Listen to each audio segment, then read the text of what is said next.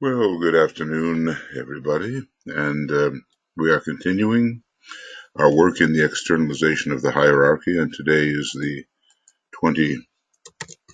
24th of February, and I'll just bring that up a little bit. Okay, if the voice is too loud, just turn your computer down, and obviously if it's too soft, turn your computer up. So we have reached program 30, and not sure how long it will last, but we will see. Our segue is about history, and that history, thus is history made, and then this very important statement: history is but the record of some man's cyclic reaction to some inflowing divine energy, to some avatar, or some inspired leader. So from the higher realms come the possibilities. They are seized upon by those who are sensitive to them. They bring out some new form or trend, and civilization is thereby affected. Many people are conditioned thereby, and history is made. Okay, now let's go on because it's a new section: divine intervention. And it has to do with the doctrine of the avatars, those who descend through compassion, love, goodwill, adherence to the plan, and bring qualities which are deeply needed by those of lesser ability.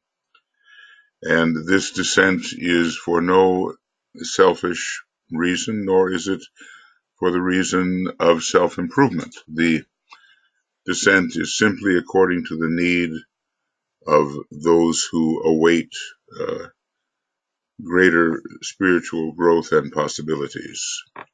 And there are all manner of avatars, all the way from racial avatars, planetary avatars, interplanetary avatars, which are solar systemic, extra systemic avatars, cosmic avatars, and this is the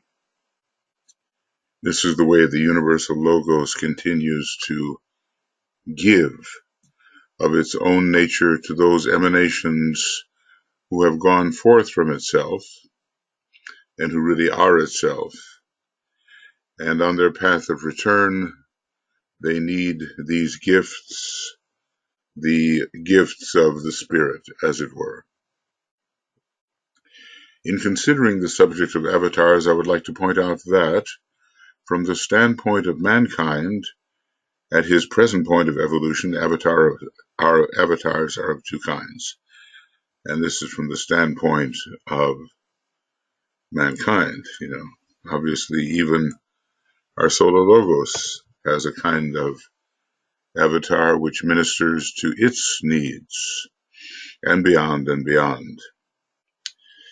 Avatars are of two kinds, as might be expected when the consciousness of humanity is subject to the control of the pairs of opposites. Well, maybe, can it be that not all avatars are good? Let us see. Number one, those avatars who are the embodiment of the angel of the presence, whether that presence is the soul in man, the planetary logos, some extra-planetary entity, some cosmic being, or some expression of cosmic good. So these are certainly the positive avatars who lift out of form and into the subtle worlds and into higher vibratory realms, into spirit. All right, that now this is an idea that is, well, actually, if Bismarck was an avatar uh, representing materialism and cosmic evil, as it seems to indicate, let us see. those avatars who are embodiments of the dweller on the threshold, whether that dweller is the human dweller on the threshold, planetary forces of materialism, or some aspect of cosmic evil. All right. So, you kind of wonder about, well, Bismarck was this, we are told. At least we are told that. But what about Hitler? Was Hitler a great representative of this dweller? It certainly seems to be the case, but let's see if something further is said. Let me attempt to make this analogy a little clearer. Just as in the case of the individual man, there comes a point in his life experience when the angel of the presence is sensed, known, seen in the chamber of initiation, and recognized as the revealer of divinity. So in the history of the race of men, some great illumination may come. Revelation confronts the aspirant. Revelation confronts humanity. God is known within the human heart. God is known by mankind. The recognition of divinity in its various aspects, varying aspects, is naturally a progressive one, each stage in each life bringing its own revelation of the beauty of divinity and the glory of light more truly and clearly before the disciple. So this is the positive side, and these are the avatars whom we importune, or realizing that they have come, with whom we seek to align our consciousness and our energy system. Similarly, there come cycles wherein the dweller on the threshold appears and confronts the aspirant, challenging his purpose and progress and blocking the door, which leads to expanded life and liberation. The dweller challenges the freedom of the human soul, so it is also in the life of a nation, a race, and humanity as a whole. And, in a way, there have been in the 20th century and even now those who seem to be representative of the selfishness, personal selfishness, and of the dweller of humanity. This is happening.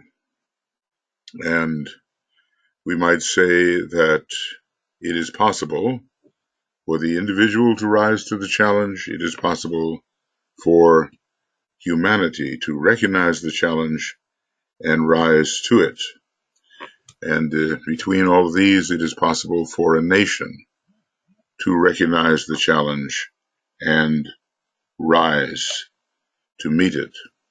And we can hope that that is what can occur. It did not occur in the case of Hitler. At least the challenging elements were overpowered by the forces which were, by the representatives which were conditioned by these deeply negative materialistic forces of form. The angel of the presence indicates divine possibility, reveals to the attentive disciple the next step towards liberation which must be made, and throws light upon the immediate stage of the path to light, which must be trodden. In that light we shall see light, so it is said. And so does the avatar who reveals the lighted way to humanity. I'm thinking of the motto of the United States, which I discussed briefly last night in a broadcast: I light the way. And an example should be set by that nation if it can overcome the predictable challenges to its emergence which the lords of form throw in its way, the forces of obstruction. So again, always we have two ways to travel. In the white magical process, there's always a choice to be made. And I'm beginning to see that Libra rising into prominence in the planetary horoscope is really going to give humanity a choice regarding whether to follow the angel of the presence, which I consider as much of the solar angel as can be absorbed within the egoic lotus of the individual or of a larger structure, and on the opposite side, the negative tendency towards imprisonment in form. Right now, even now, many of us are presented with this choice. The forces of destruction that wish to see chaos in the life of humanity are hard at work. Climate change is being denied. Dictators are being praised. The rule of law is being challenged. Democracy is being ignored or considered to be an impediment or some kind of nuisance, something to be cast aside in favor of the strongman mentality. All that I've mentioned here is on the negative side. So this is the angel of the presence. I don't think he oftentimes discusses the difference between the angel of the presence and the solar angel. My impression is that the angel of the presence is that fragment sent forth into a higher form, such as a causal body, and there takes up its residence, representing the greater solar angel. And this angel of the presence introduces whatever life it is, and it's going to be a self-conscious life eventually, to the essence, to the monad. The dweller on the threshold, on the other hand, here summarizes in itself the evil tendencies, the accumulated limitations, and the sum total of the selfish habits and desires which are characteristic of the material nature of the disciple, and that disciple can also be a nation, that disciple can be humanity as a whole. And the whole warring 20th century saw a battle between humanity's dweller, the evil tendencies within, represented by certain nations and prominent individuals, and on the other hand, the angel of the presence, representing the divine inherent possibilities in humanity.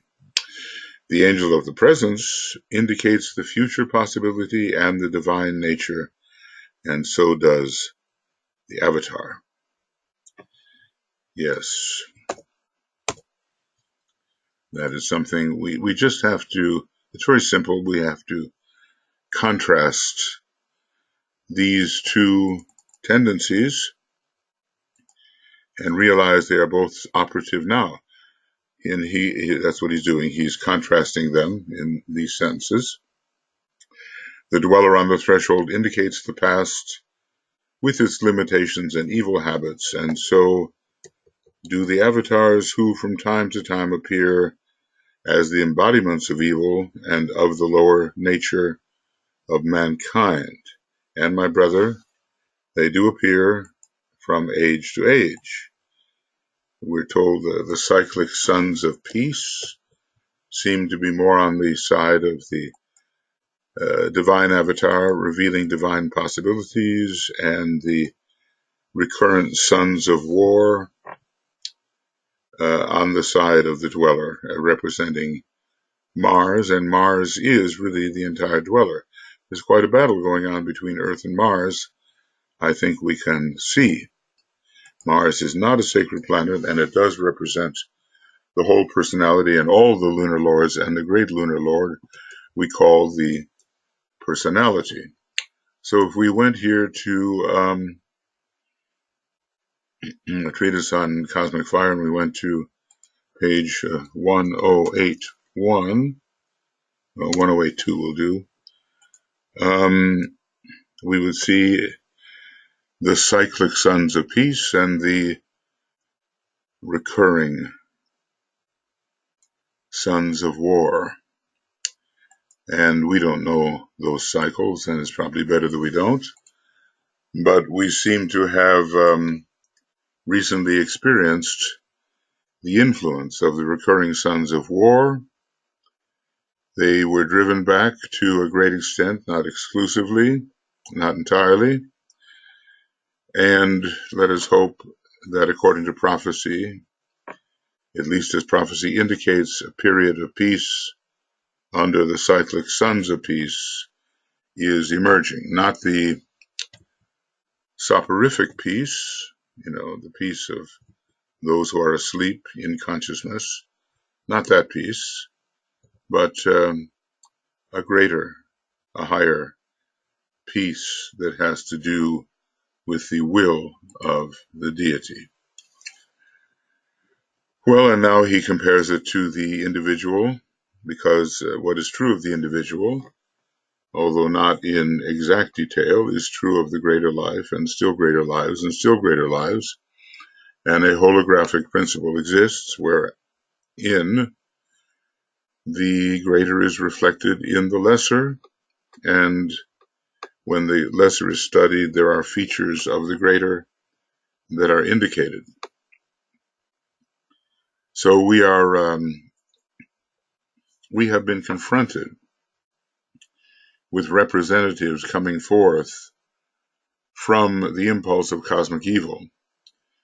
The 6 leaders in the East and 6 leaders in the West, they do not materialize per se, but they have their representatives, and the 6 men surrounding Hitler and Hitler himself were those representatives, and Hitler himself was, in a certain sense, avataric, at least it seems to me so, of these lords of evil, wicked pride, and hateful lust. And Bismarck led right to that.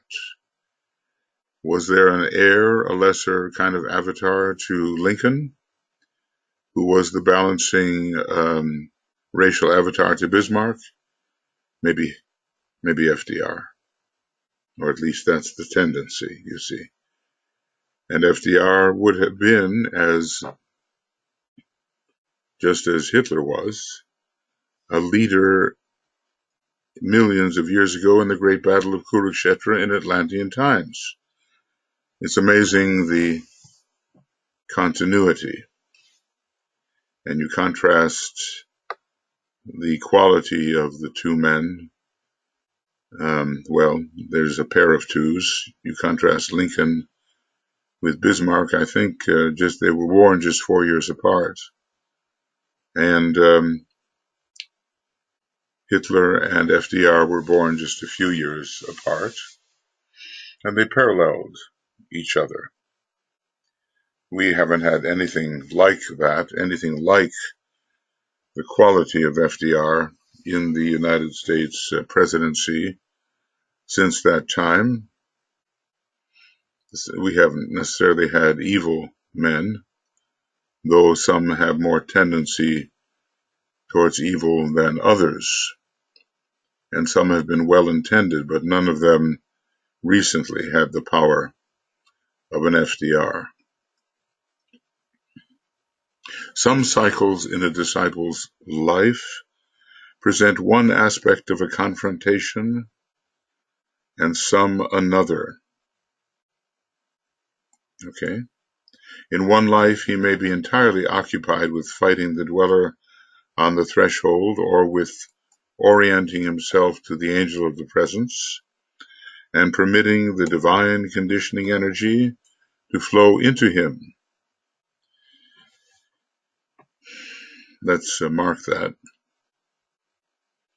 and we can trace what we think may be happening in our own case if we are sufficiently developed to actually be facing a kind of dweller. So there is an ongoing confrontation over the course of development of a human being, and in some lives it is acute. Let's just say that when Scorpio is very prominent, the acuity of the conflict can be intense. He may be succumbing to the influence of the dread sum total of his evil and material desires, or he may be drawing gradually nearer the angel. In other words, trying to see what phase of this life-to-life confrontation the human being may be participating in. But, and this is the point of importance, it is he himself who evokes one or other of these manifestations. He himself, and by that we mean the disciple. Between. It is he himself who evokes one or other of these manifestations. We have a choice. We are the disciple positioned between the higher and the lower, that which we have left behind and which is of a lower rank, and that which we can anticipate as a possible spiritual unfoldment, or a being who leads to spiritual unfoldment, such as an angel of the presence. We stand between. So it is with humanity. The call of humanity's soul or of humanity's material nature must evoke response, and thus an avatar can manifest, well, especially when the battle becomes acute. As it is in the life of a human individual at certain times, certain decisive times, when crisis, tension, and perhaps emergence can occur.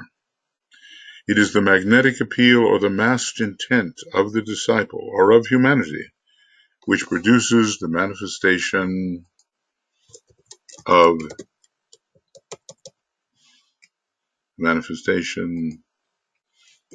the avatar.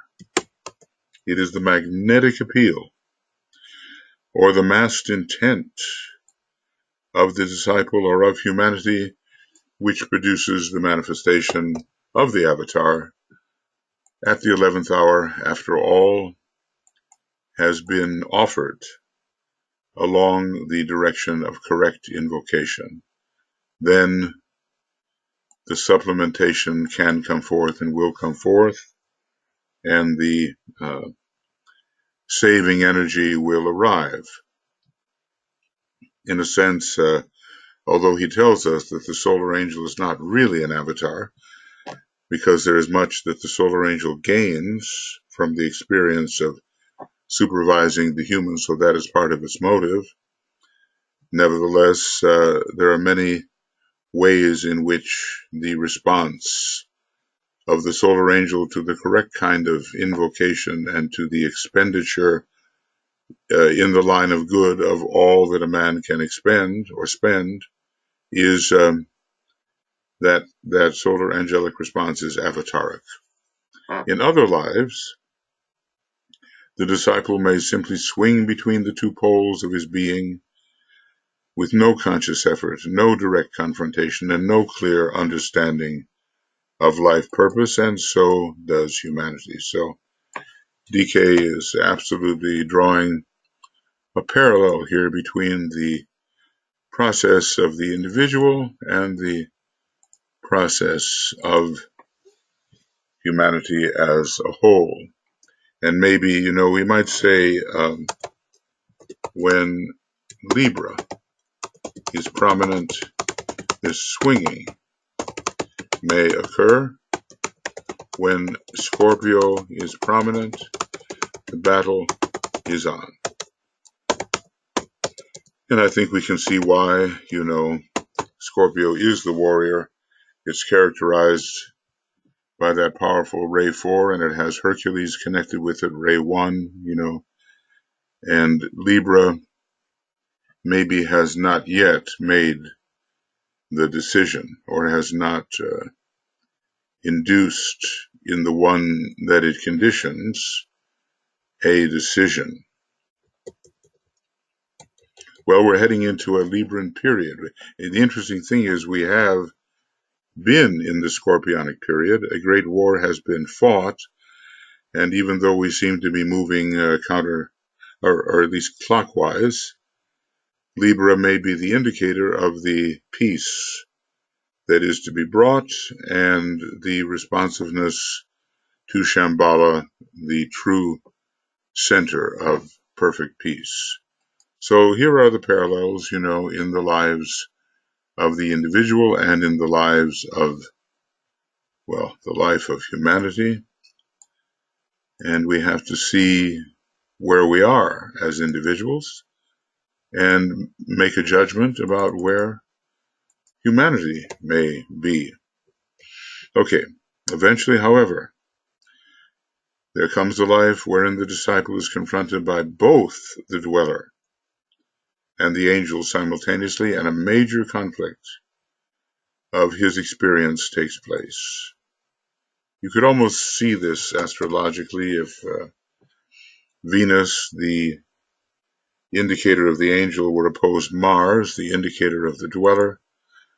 You could perhaps see this with a Scorpio and Taurus opposition, or maybe squares would be sufficient, but the planets representing the higher and those representing the lower will be in tense relation.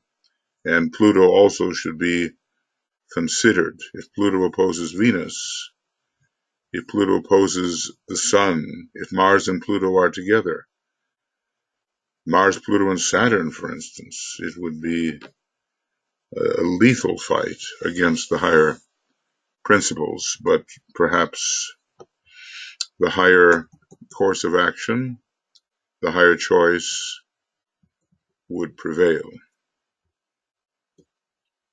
So we are so far on page 293. Yes. Divine intervention. Okay.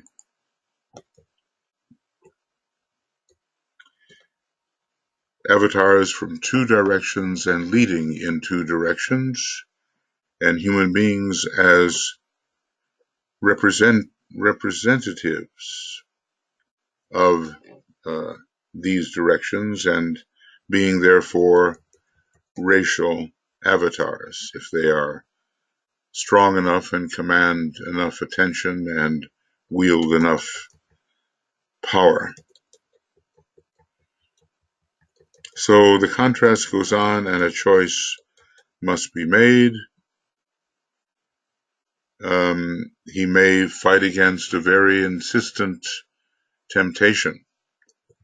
Temptation can be the demand of the lower aspect of the nature, and he'll be fighting with the dweller, trying to orient himself toward the angel of the presence so that divine energy can flow into him, but he's not yet successful.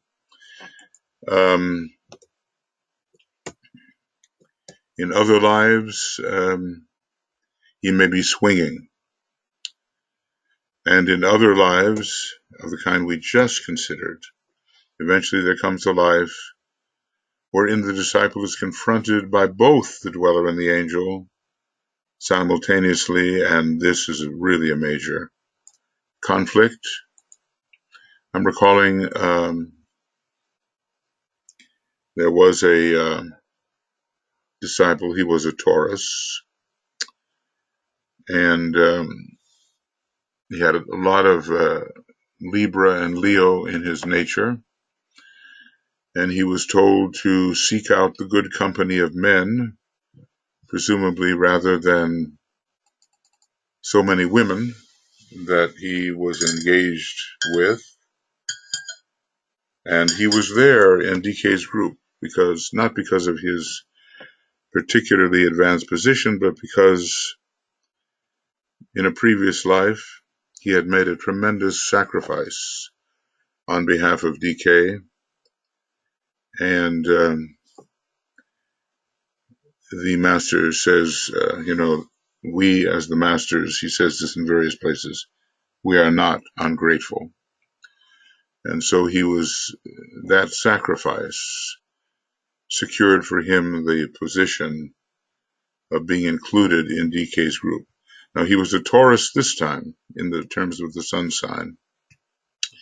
In the next life, he would be a Scorpio and face the tremendous experience of Scorpio, as DK seemed to indicate, perhaps the second initiation. So all the energies are presented logically and at the right time for the right kind of step to be taken. And the important thing for all of us is to realize what step it is we are taking. We don't have to know with absolute precision, but in general, we have to know. And if we are trying to help others, we have to have a pretty good idea of what kind of step they too are taking. In this case, we see DK as a master psychologist. He's writing amazingly insightful letters. One can only wish one could do the same for others, and maybe one day it will be possible. So eventually comes this life where it's a dual confrontation. And that will have to be some very intense experience when one is being pulled in two directions and the disciple is, as it were, rent, torn apart by those two tendencies. And, it's such a opportunity for the Arjuna within each one of us to step forward and to cast the decision on the side of righteousness. But I guess it's only if we experience what it's like to fail and to have accepted the lower possibility that we build up the courage to choose on behalf of righteousness, which is the unknown. I'm recalling Joan of Arc in prison, and basically they said, well, if you'll do this and this, we won't execute you, but you may spend the rest of your life in the prison. And they gave her women's clothing, because she had been accustomed to, in her commanding position, I think a lot of Leo and Capricorn in her chart, to wear men's clothing. And she did indeed change to the women's clothing and began to see whether she could act out that role. But by the time the jailers came to her in the morning, again, she had made her choice. She was in the men's clothing. She had reassumed her old heroic role, and for her, the die was cast. It is, it's kind of like taking the fourth initiation along the sixth ray. It seems that is what she did. Militant, extreme, dramatic, a great example to others, so that her image and what she did and how she led battles against the English survived for centuries as an inspiration for France. The fourth initiation has to be a dramatic enactment, and by the death of the fourth degree initiate, a permanent good has to be offered to humanity, a permanent good of an inspiring nature, as in the case of the Master Jesus, I suppose as in the case of Krishna, as in the case of Father Damien, a great dramatic presentation of what it means to choose the good of the spirit and soul over all the possible more comfortable choices tending towards the preservation of the personality. So anyway,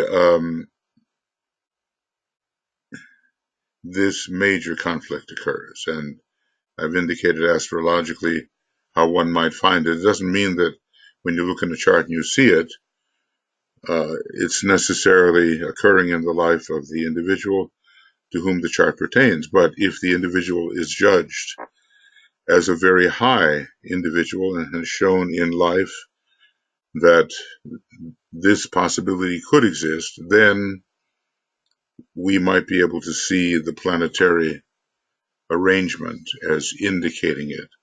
I did notice, that in the lives of a number of fourth degree initiates, or those who were said to be passing through that degree, that Uranus was in the sign Scorpio. Sir Thomas More, Sir Francis Bacon, Krishnamurti, all with Uranus in Scorpio. The only one I'm not sure of there is Bacon, but I think it is so. I guess, what one would do then is check it and see whether it is so, And here is the possibility of doing so. Of course, we do have Moon in Scorpio today. Maybe that's appropriate. Open and Princess. Okay, well, let's see if Bacon will do it. Maybe not, and we'll do it this way. Bacon, Sir Francis, and there we are. And Sir Francis. And let's see if I'm correct. I am.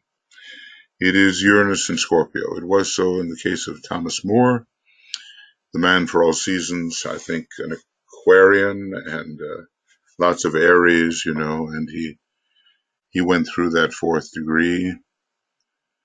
And I think St. Paul went through the fourth degree in the incarnation that we are most familiar with, and then later as Hilarion went through the fifth degree, and definitely in the chart of Krishnamurti it is to be found. So that's one indication that seems to show up. It's Scorpio is the great battle, and Uranus is the transcendence, and the ability to put to death and to see to the rising of the energies into the spiritual triad, because Uranus rules the migration of energies. And look at how much, I know it's a little sidetrack here, but look how much of this Aquarian energy we find. Aquarius rising, Sun in Aquarius, Mercury in Aquarius, fifth ray coming through Aquarius, and apparently the moon in Aries. So this was the chart of a very great individual who is now our Mahachohan, and all of us, we have to learn to pass through these deaths It's kind of a relinquishment, as DK said, that love and light and power, or light and love and power and death, fulfill the purpose of becoming one. Death as relinquishment. So it is today in the world, says the Tibetan, the spiritual and the material are in conflict, and humanity itself is the battleground. We might say humanity, the disciple, becoming humanity, the initiate. Again, a correspondence to the doctrine of the avatars can be seen in the disciple's individual life. See, always the great chain of hierarchy, with one hand below and one hand above, is operative. If we help, we are helped. And we extend ourselves below and are helped from above. It's the law.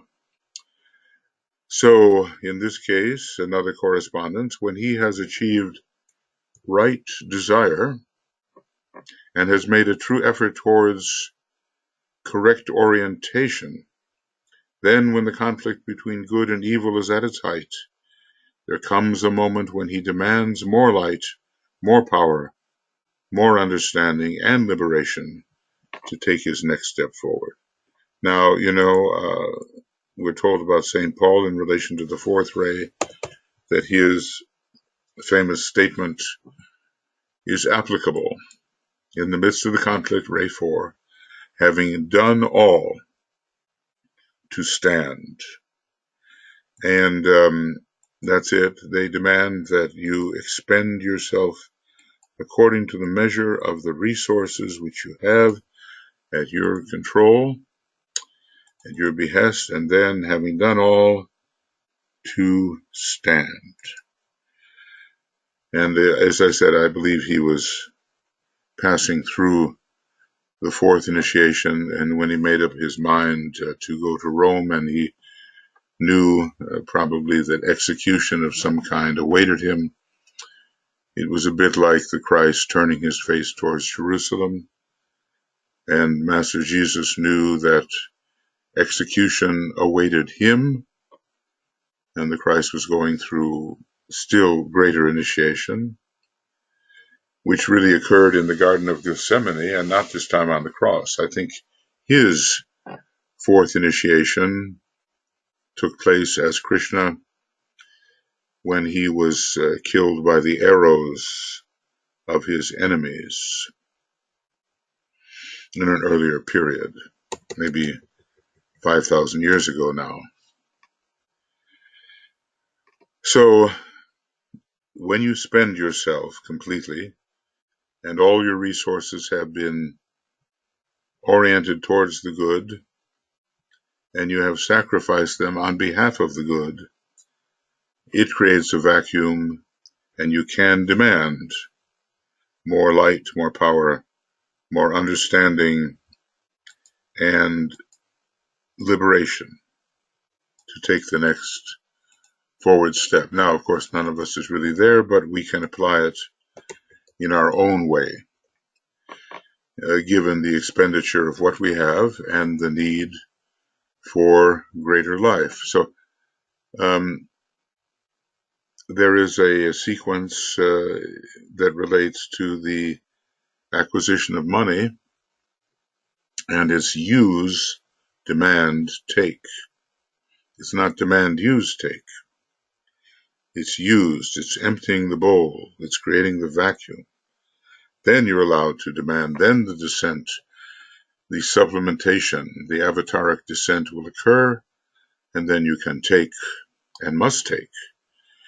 You can't use and demand and then ignore the gift pouring forth.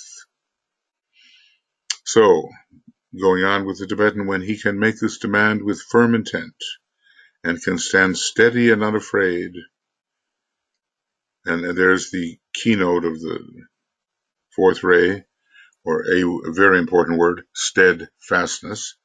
After so much back and forth, finally, steadfastness, having done all to stand. response will inevitably come from the very presence itself, and even from the monad via the triad, because the monad is involved in that fourth initiation, and there a more direct connection with the monad than ever before is established, even though one begins to access it to some degree at the third initiation. So the will is involved here, as we can see, steadily standing in spiritual being with firm, that's Vulcan, firm intent, and we do know that Vulcan is involved with the fourth initiation, probably having itself a fourth ray monad, at least on one monadic level. There are two monadic levels, the monadic plane and the logoic plane. So having this fourth ray connected with it, the steadfastness of the fourth ray eventually is aided and abetted by Vulcan. At least that's my estimation of it. So when he can make this demand with firm intent and can stand steady and unafraid, response will inevitably come from the very presence itself. A manifestation of light and love and power will stream forth. Recognition of need has then evoked response. And that's always the way it is, according to occult law. If we have the upward tending soul. Now, I suppose there is, as always, some kind of opposite bestowal. If, after all, we can have avatars from the negative side, then we can have a response from the negative side, which helps the errant individual go deeper into evil. Not very pleasant prospect, and certainly one filled with future pain and suffering. But after all, we are one being forever, and whatever the tiny experiences of the emanation of any universal logos, they are ultimately our experiences, and there's no separating ourselves from that. We are not any kind of separated, fragmented, ring pass and knotted being through eternity. We are the one life. And do we gain? I mean, it's a question, do we gain from our previous experience? Well, I think the only previous experience we have from universe to universe is the experience of the one. So there seems to be a fresh start with every universe. We have such limited, encapsulated vision, estimation of what identity is. And the whole idea that we can be both one and the many is easily spoken, but not easily realized. So a manifestation, and maybe I can call it an avataric manifestation of light, love, and power, will stream forth. And always true need will be answered if there has been true expenditure of all the needy one has to put in the right direction. So maybe that's why DK says, when attempting to evoke our generosity, he says, give until it hurts. And that will mean a real relinquishment has been taking place, and a vacuum has been created, and a higher energy will, as we're using this word avatarically, flow in and supplement the individual with greater strength, power, understanding, light, it will flow in. Recognition of the need, says the Tibetan, has then evoked response. The conflict ceases, the dweller departs to his own place, and that's interesting, it's like a reabsorption into a reservoir, The path lies ahead clear, the path stands clear. The jungles of illusion dissolve in flames, and the path stands clear. The path ahead lies clear, the disciple can move forward with assurance, and a better life dawns for him. If he goes through this process of really facing the two simultaneously, he's a bit like Janus, the two-headed god, and he can look in two directions simultaneously, and finally, like Arjuna, he chooses the correct one, even though it hurts, because he feels like he's relinquishing something of his nature. And in the Battle of Kurukshetra, there was this relinquishment. Both sides were of his family, as it is allegorically spoken. I think there's a huge long movie of about 9 hours or something on the Mahabharata. Might be something to follow that film and see what is indicated of a spiritual nature. Well, what is true of the disciple? Okay, so it is for humanity. A demand arises to the very gates of heaven. Heaven being, in a way, the hierarchy and the spiritual triad of humanity. The massed intent of humanity is that evil must end, as in the second of these great invocations very strongly expressed, and a better and truer life become possible. At the moment of greatest tension and of difficulty, the demand goes forth, response comes. The avatar appears and light pours in, making the way clear. New hope awakens and fresh determinations are made. Strength to establish right relationships streams through the body of humanity, and mankind emerges into a more spacious life. The ring past not expands. Conditioned by truer values, a fusion becomes possible between the outer world of daily living and the inner world of spiritual realities. A fresh influx of love and light is possible. So, let's just say all the benefits are here listed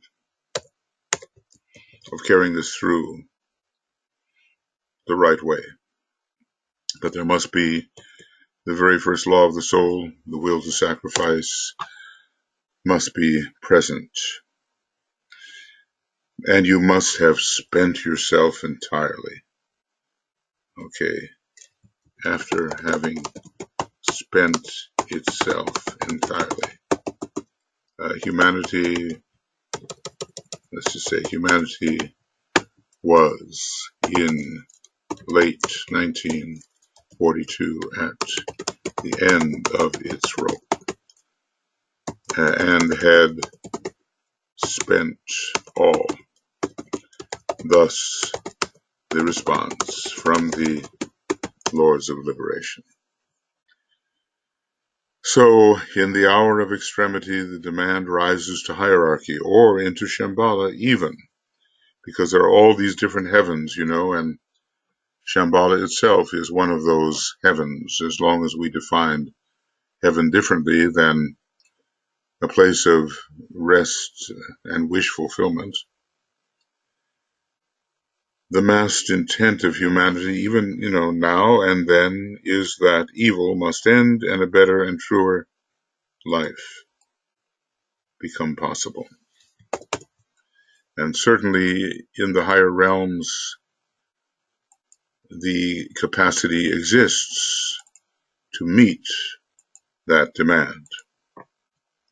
At the moment of greatest tension, this is something we all have to remember, really. At the moment of greatest tension and of difficulty, the demand goes forth, response comes, the avatar appears, and light pours in, making the way clear. All these good things happen, very beautifully articulated here. New hope awakens and fresh determinations are made. Strength to establish right relationships streams through the body of humanity, and mankind emerges into a more spacious life, conditioned by truer values. So that hierarchy must be invoked, and it will be under dire necessity, which is imminent. I suspect that that is the law, that humanity must, having done what it could, invoke hierarchy. A fusion becomes possible between the outer world of daily living and the inner world of spiritual realities. A fresh influx of love and light is possible, and it's obvious that we will need this shortly, and humanity must be open to the invocation which it has set in motion. Yeah. Okay.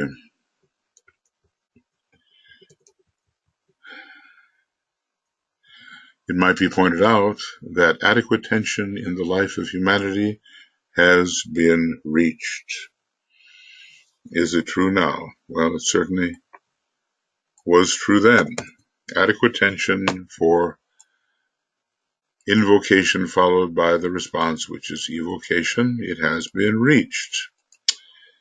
The angel of the presence and the dweller on the threshold are at grips. Is Jacob wrestling with the angel before the ladder that leads to heaven? Jacob then would have to be the dweller, wouldn't he? The angel of the presence and the dweller on the threshold are at grips. You see, in one respect, the dweller is the strengthened personality, even a very worthy personality, but it's not the angel. In other respects, the dweller is the accumulated evil of the past. I suppose it's much more dangerous when a good, strong, rightly oriented personality, which is still stuck on itself, wrestles with the angel. It's one thing to identify evil and say, this must be defeated, but when the strengthened, purified, competent personality has become the dweller, the decision is more difficult. It's like the rich young man, the causal body was the opposite of the way of the Christ toward relinquishment. But the causal body was not bad. In fact, it was very good. So the discrimination required was more difficult. So the angel of the presence and the dweller of the threshold are at grips, and humanity stands at its darkest hour. Well, I think what I'll do is I'll just make this an hour long because there's much more to come, and it's one of those days when I could be called away at any moment. So basically it's 295, so it's 293 to 295. That's what we're dealing with. Just a couple of pages, really, on divine intervention. And I will set this in motion and see if I can possibly work on. So this is number 30, and it's 1 hour approximately. 1 hour, and we're page 293 to 295, and the day is the 24th of February, and we don't have 282 anymore. And we'll begin on number 31. We don't know how many hours, and it will be from 295 on, and it will be whenever it will be. Maybe soon, hopefully. So, always duality is the theme, because in many ways this is a book about war and the choices that have to be made when the war of the angel and the dweller take place in the individual and in a nation and in humanity itself. So we're learning about this battle, and also in the book Glamour, A World Problem, we learn still more. All of us have fought with the dweller, or an aspect of it, or will do so. There is no escape on this planet of redemption on which we have to become adjudicators between the pairs of opposites. Okay, friends, I'll be back as soon as I can, and study hard and absorb, meditate, and apply. Meditation, study, and service. And I'm sure that as we apply what we know and what is drawn forth from us in any moment of recognized need, our ability to serve will grow. Okay. Lots of love, many blessings, and we'll see you soon.